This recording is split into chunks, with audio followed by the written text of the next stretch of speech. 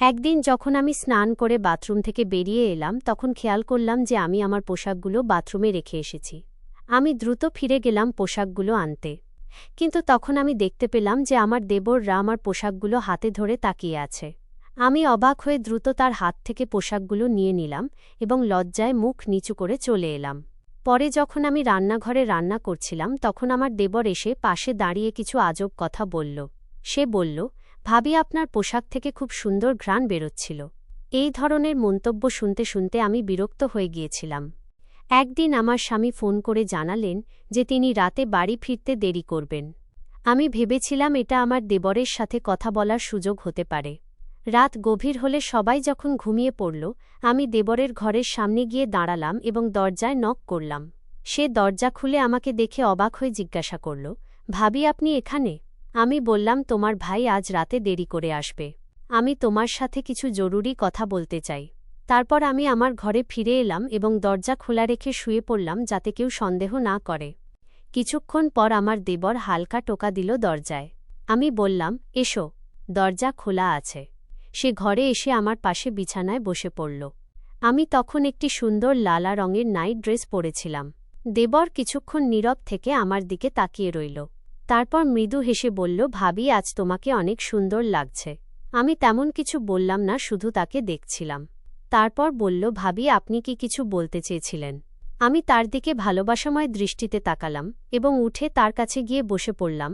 তার হাত দুটি ধরে বললাম, আজকের গল্পটা অনেক বেশি স্পেশাল, তাই কেউ মিস করো না দয়া করে। গল্পগুলো ভালো লাগলে ভিডিওটি লাইক, শেয়ার এবং চ্যানেলটি সাবস্ক্রাইব করো প্লিজ। আমার নাম প্রিয়া, আমি 23 বছর বয়স। আমি দেখতে অনেক সুন্দর ছিলাম। বিয়ের পর একটু স্বাস্থ্যবান হওয়ায় আমাকে এখন আরও সুন্দর লাগে। আমার বিয়ে হয়েছে মাত্র 2 বছর হল। আমি আমার স্বামী, শাশুড়ি এবং দেবরের সঙ্গে থাকি। আমার দেবর প্রায় আমারই বয়সী, প্রায় 18 বা 19 বছর হবে। সে সবসময় আমার আশেপাশে ঘুরঘুর করে এবং কখনো কখনো আমাকে অদ্ভুত দৃষ্টিতে দেখে। আমার মনে হতো সে আমাকে মনে মনে অনেক পছন্দ করে, কিন্তু কখনো মুখে তা বলার সাহস পায়নি। কিন্তু সারাদিন দেবর আমার পিছনে পড়ে থাকে। মনে হতো সে আমাকে কিছু বলতে চায়। একদিন সে আমাকে বলল, ভাবি, আমি কিছু বলতে চাই। সে ঘরের চারপাশ ভালো করে দেখছিল, যেন কিছু খুঁজছে। আমি বললাম, হ্যাঁ বলো, কি কাজ আছে? আমি সবসময় তোমার সাহায্য করতে প্রস্তুত।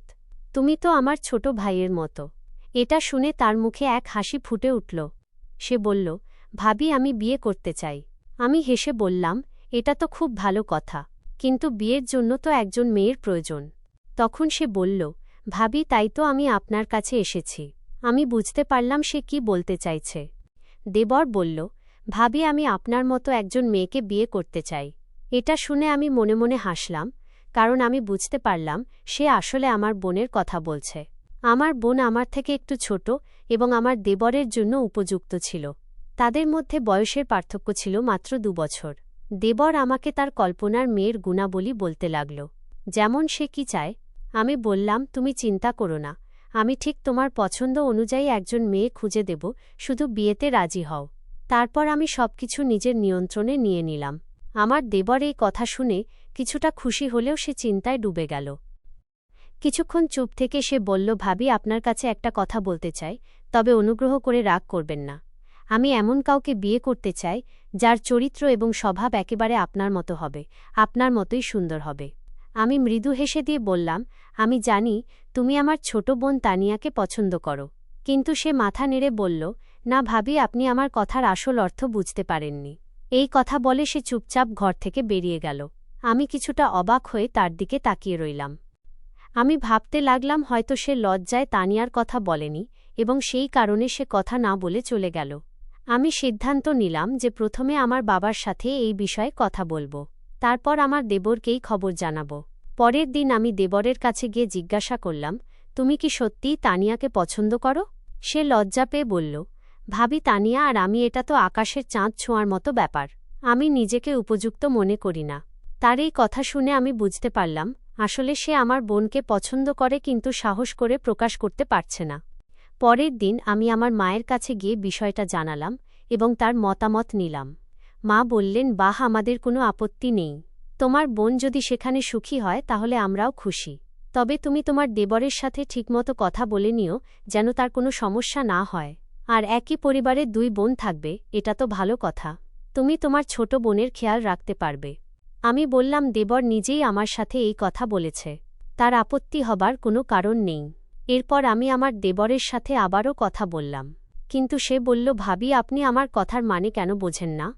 রাতে আমি তার ঘরে গিয়ে জানতে চাইলাম আসলে সে কি চায়। সে বলল, ভাবি আমার আপনার বোনের প্রতি কোনো আগ্রহ নেই, আমি শুধু মজা করছিলাম। তার এই কথা শুনে আমি খুব কষ্ট পেলাম। যদি সে আমার বোনকে পছন্দ না করত, তাহলে কেন সে আমার আশেপাশে এসে ঘুরে বেড়াত এবং আমার সাথে কেন এত কথা বলত? যদি সত্যিই সে তাকে বিয়ে করতেই হতো, তাহলে সে নিজের পছন্দের কোনো মেয়ের নাম বলতেই পারত। অন্তত আমার বোনকে অপমানিত হতে হতো না। আমি কিছু না বলে উঠে চলে আসার চেষ্টা করছিলাম, কিন্তু তখনই সে হঠাৎ আমার হাত ধরে ফেলল। এই আচরণে আমি রেগে গেলাম। হাতটা ঝাঁকটা মেরে ছাড়িয়ে নিয়ে বললাম, তুমি কি করছো? নিজেকে সামলাও, আমি তোমার ভাবি, আর তোমাকে ছোট ভাইয়ের মতো দেখি। সে বলল, ভাবি তাতে কি হয়েছে? আমিও আপনাকে বড় বোনের মতো দেখি, মায়ের মতোই সম্মান করি। এখন শুধু আমার এই ছোট্ট কাজটি করে দিন, আমার বিয়ের ব্যবস্থাটি করে দেন, তাহলে বুঝব আপনি আমাকে সব দিয়েছেন। তার কথায় আমি বিচলিত হয়ে দ্রুত নিজের ঘরে ফিরে এলাম। মনটা খুব অস্বস্তি করতে লাগল। কিছুক্ষণ পর আমার স্বামী ঘরে এলেন এবং আমার চিন্তিত মুখ দেখে জিজ্ঞাসা করলেন, তোমার কি হয়েছে? এত চিন্তিত কেন? আমি তাকে পুরো ঘটনাটা বললাম, কিভাবে সাম্প্রতিক সময়ে দেবরের আচরণ অদ্ভুত হয়ে উঠেছে এবং সে প্রায়শই বাইরে সময় কাটায়। আমার কথা শুনে স্বামী বললেন, আমি নিজেও লক্ষ্য করেছি, ও তোমার ভাই কিন্তু বড় হচ্ছে, তুমি ওর কাছ থেকে একটু দূরে থাকার চেষ্টা করো। এই কথাগুলো শুনে আমি কিছুটা সান্ত্বনা পেলাম, কারণ কেউ অন্তত আমার মতো চিন্তা করছে। আমার শাশুড়ি অবশ্য তাকে এখনও ছোট বাচ্চা মনে করেন, কিন্তু আমি ভেতর থেকে সবকিছু বুঝতে পারছিলাম। পরের দিন আমার স্বামী বাড়িতে ছিলেন না, তখন আমি নিজের ঘরে ছিলাম। স্বামীর অনুপস্থিতিতে সাধারণত আমি ঘরের বাইরে খুব একটা যাই না। হঠাৎ দরজায় নক হলো। দরজা খুলে দেখি আমার দেবর দাঁড়িয়ে আছে। তার হাতে একটা ট্রে ছিল, তাতে বিস্কিট আর চায়ের কাপ রাখা ছিল। আমি অবাক হয়ে জিজ্ঞাসা করলাম, এটা কেন এনেছ? কেউ এসেছে নাকি? সে হাসি দিয়ে বলল, না ভাবি, এমন কিছু নয়, ছোট ভাই তার বড় বোনের সাথে বসে চা খেতে চায়। আমি বললাম, চলো ড্রয়িং রুমে গিয়ে বসি। কিন্তু সে বলল, না ভাবি, আমি এখানে আপনার সাথেই বসে চা খেতে চাই, একটু কথা বলতে চাই। তার এ কথায় আমি কিছুটা অস্বস্তি বোধ করলাম, কিন্তু ভাবলাম এই নিয়ে নতুন কোনো সমস্যা তৈরি না হোক। সে চুপচাপ আমার পাশে বসে চা খেতে থাকল। তারপর বলল, ভাবি আপনি চা খাবেন না?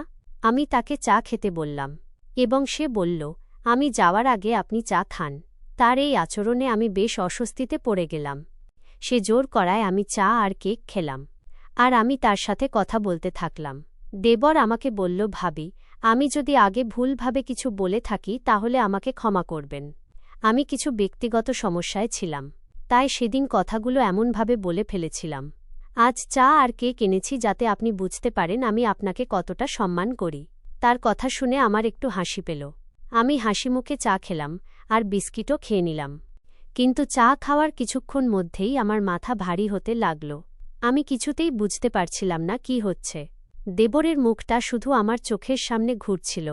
ঠিক তখনই শাশুড়ি ঘরে ঢুকলেন। তার মুখটাও শেষবারের মতো মনে পড়ল। তারপর কি হলো কিছু জানি না। যখন আমার চোখ খুলল তখন বিকাল 4টে। আমার স্বামী আমার পাশে বসেছিলেন। তিনি জিজ্ঞাসা করলেন, তোমার কি হয়েছে? তুমি হঠাৎ কিভাবে অজ্ঞান হয়ে গেলে? নাকি ঘুমিয়ে পড়েছিলে?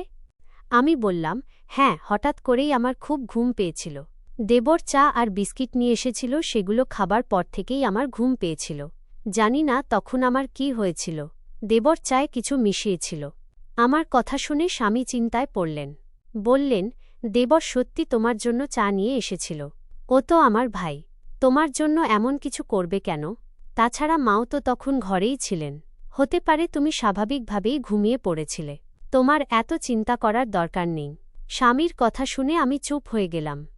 কিন্তু সত্যি বলতে আমার ভেতরে একটা অদ্ভুত অস্বস্তি হচ্ছিল। আমার খুব ভয় হচ্ছিল, কারণ জানি না ঘুমানোর পরে আমার সাথে কি কিছু খারাপ হয়েছে নাকি। কারণ দেবর তো সবসময় আমার পেছনে ঘুরঘুর করত। আমার শাশুড়ির উপস্থিতিতে আমার মনে আর কোনো সন্দেহের সুযোগ ছিল না। আমি যখনই তার সাথে কথা বললাম তখন তিনি কিছু অস্বাভাবিক কিছু বললেন না। তিনি একজন ভালো মানুষ। কারোর ক্ষতি বা খারাপ কিছু ভাবতেন না। আমি অনেকবার জিজ্ঞাসা করেছিলাম, আপনি তো তখন আমার সাথেই ছিলেন, কিছু অদ্ভুত দেখেছেন? তিনি উত্তর দিলেন, বৌমা, তুমি হঠাৎ অসুস্থ হয়ে পড়েছিলে। তোমার দেবর বলছিল হয়তো তোমার দুর্বলতা হয়েছে, তাই বিশ্রাম নেওয়ার দরকার। আমি তখনও পুরোপুরি নিশ্চিত হতে পারছিলাম না ঠিক কী হয়েছিল। কিছুদিন এভাবেই কেটে গেল। একদিন রাতে আমি আর আমার স্বামী পরিবারের নানা বিষয় নিয়ে কথা বলছিলাম। হঠাৎ আমার চোখ জানলার দিকে চলে গেল, আর দেখলাম যেন কেউ জানলার পাশ থেকে দ্রুত সরে গেল। আমি অবাক হয়ে গেলাম, কারণ জানলাটা বাড়ির ভেতরের দিকে ছিল, আর মেইন গেট তো রাতের বেলা সবসময় তালা দেওয়া থাকে। আমি নিশ্চিত যে এটি আমার দেবর ছাড়া আর কেউ হতে পারে না। তবে আমি তখনই আমার স্বামীকে এই ব্যাপারে কিছু বললাম না। প্রথমে আমি আমার দেবরের আসল সমস্যাটা কি তা বুঝতে চাইলাম। তার এই অদ্ভুত আচরণের পেছনের কারণটা জানাটা আমার জন্য খুবই গুরুত্বপূর্ণ হয়ে উঠল। একদিন আমি গোসল করে বাথরুম থেকে বেরিয়ে দেখলাম যে ভুল করে আমার জামাকাপড় বাথরুমে রেখে এসেছি। তাড়াতাড়ি ফিরে গিয়ে কাপড়গুলো নিতে গেলাম। তখন দেখি আমার দেবর হাতে আমার পোশাকগুলো ধরে রয়েছে। আমি কিছুটা বিস্মিত হয়ে তার হাত থেকে কাপড়গুলো নিয়ে নিলাম এবং লজ্জায় মাথা নিচু করে সরে এলাম। পরে যখন আমি রান্নাঘরে ব্যস্ত ছিলাম, তখন আমার দেবর এসে পাশে দাঁড়িয়ে হঠাৎ অদ্ভুত কিছু বলল। সে বলল, তোমার পোশাক থেকে দারুণ একটা মিষ্টি গন্ধ পাচ্ছিলাম। আমি তাকে কিছু বললাম না। আমি তাকে সেখান থেকে চলে যেতে বললাম। আমার কথা শুনে সে চলে গেল। পরের দিনই দেবর এসে আমাকে বলল, ভাবি, মনে আছে আমি আপনাকে বলেছিলাম যে আমার একটা কাজ আছে? আমি কি এই গল্পের বাকি অংশ তৈরিতে আপনাকে সাহায্য করতে পারি?